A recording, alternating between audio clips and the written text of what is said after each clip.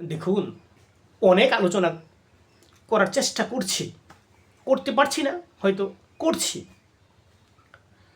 সহজ সরলভাবে বললে মানুষ সব মানুষ বুঝতে পারে না, কঠিন করে বললে বুঝতে পারবে। সমস্ত কিছুই ধ্বংসের সম্মুখীন হবে, বুঝতে পারলেন না? সব কিছু ধ্বংস হবে, সৃষ্টি হয়েছে তো ধ্বংস হবে, সব কিছু ধ্বংসের সম্মুখীন হচ্ছে, ধ্বংসের দিকে এগিয়ে যাচ্ছে। হয়তো কোনোটা অল্প আয়ু, কোনোটা দীর্ঘ আয়ু, কোনো সময় অল্প নেই, কোনো সময় বেশি নেই, কিন্তু ধ্বংস হবে সব। এটা স্রষ্টার কথা এরকমই না, এটা মানুষ সৃষ্টি জীব হিসেবে স্বীকার করে নিয়েছে যে সব কিছু শুরু আছে, শেষ আছে। কি বলি, সৃষ্টি আছে তো ধ্বংস আছে, সব কিছু ধ্বংসের দিকে এগোচ্ছে। তো আমি বললে কি আর শুরুর দিকে এগোবে?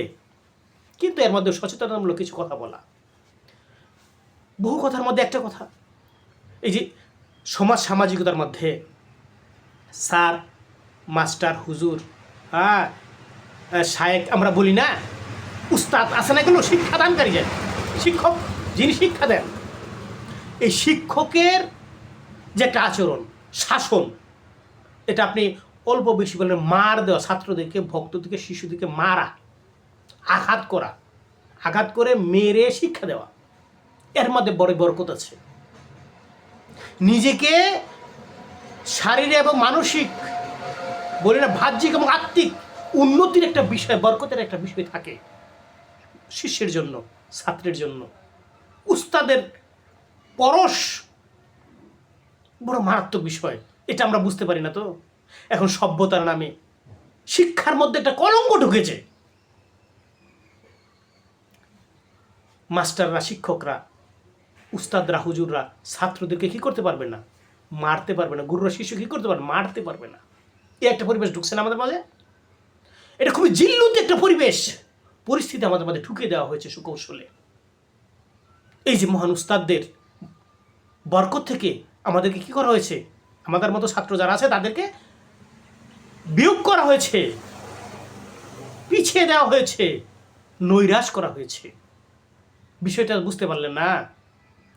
পৃথিবীতে যত মহামানব, মহামনীষী আমি উভয়কালীন এসেছে, তারা সমাজের মধ্যে নিগৃহীত ছিলেন, নিপীড়িত ছিলেন।